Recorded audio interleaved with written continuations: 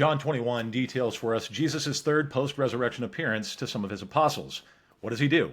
Well, first he reveals himself to them by jogging their memory. They're out fishing when Jesus shows up, but they don't recognize him. So he tells them to do the very thing he told them to do when he first called them, drop their nets on the other side of the boat. Of course, they catch a huge amount of fish and instantly remember what he'd done for them at the beginning when he first called them. Secondly, he restores them by reinstating Peter to minister to his sheep.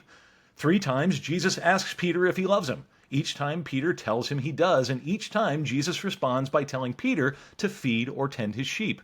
Peter, who had denied Jesus 3 times, is now reinstated and restored 3 times by Jesus to carry on the work of his ministry. So shortly after his apostasy, Peter is not only forgiven, but restored back to his position of leadership. Yes, God can do that.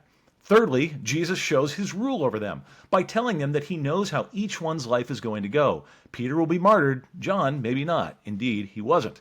The chapter concludes with John declaring that they didn't even come close to recording all the great deeds Jesus had done. But the most important things for us are recorded.